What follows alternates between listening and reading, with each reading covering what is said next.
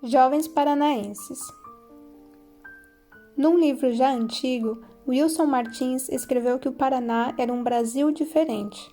Tenho comprovado isso repetidamente desde que comecei a dar aulas neste estado, 2 ou 3 anos atrás. Os brasileiros de hoje são tagarelas e preguiçosos, não estudam nada e opinam sobre tudo. Os estudantes paranaenses são notavelmente mais humildes e interessados em aprender. A importância da humildade no aprendizado já era enfatizada na Idade Média por Hugo de São Vítor, um dos maiores educadores de todos os tempos. Humildade significa, no fundo, apenas senso do real.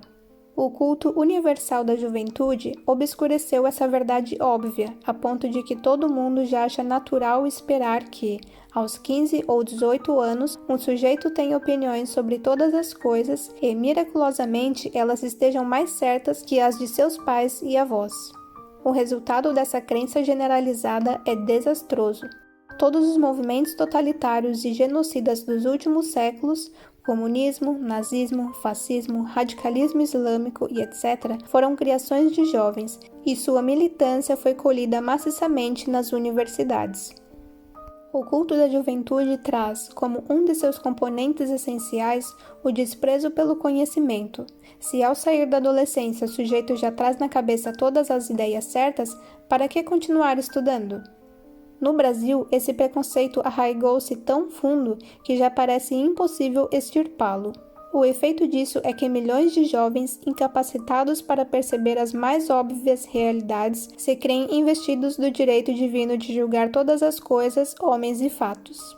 Além do conhecimento, falta-lhes às vezes até aquele mínimo de integração da consciência, sem o qual um sujeito não pode sequer argumentar de maneira razoável. Sua pretensão arrogante contrasta tão deploravelmente com a sua falta de recursos intelectuais que nenhum educador dotado de bom senso se aventuraria a lhes ensinar o que quer que fosse. Raríssimos estudantes, hoje em dia, sabem distinguir princípios gerais de tomadas de posição sobre acontecimentos específicos.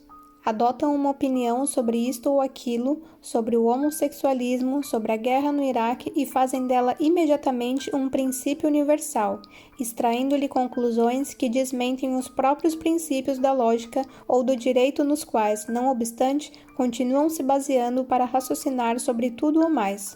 A autodeterminação dos povos, por exemplo, é usada para justificar a soberania de Saddam Hussein, ao mesmo tempo que se deixa de aplicá-la à minoria curda, sendo quase impossível mostrar ao falante que há aí uma contradição. Em casos como esse, uma opinião política singular se sobrepõe de tal modo aos princípios fundantes do próprio raciocínio que uma pessoa neurologicamente normal acaba tendo o desempenho cerebral de um mongoloide. Outro dia, encontrei na internet um site de jovens homossexuais que demonizavam os Estados Unidos, terra de promissão do movimento gay, e defendiam entusiasticamente as ditaduras islâmicas, nas quais o homossexualismo é crime punido com a morte. Na antiga retórica greco-latina, isso chamava-se argumento suicida, como no caso de um judeu que fizesse propaganda nazista. O argumento suicida era tão raro que os manuais de retórica mal o citavam. Hoje em dia, tornou-se a coisa mais comum do mundo e, nas falas de estudantes brasileiros, quase um paradigma.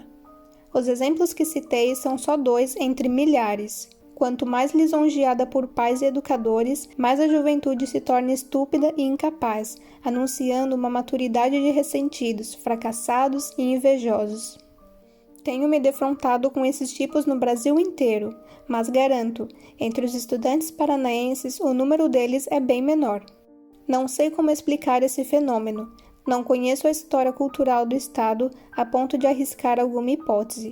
Apenas assinalo o fato e reconheço ver nele um raro sinal de que, para a cultura deste país, nem tudo está perdido. Folha de Londrina, 26 de abril de 2003. Olavo de Carvalho.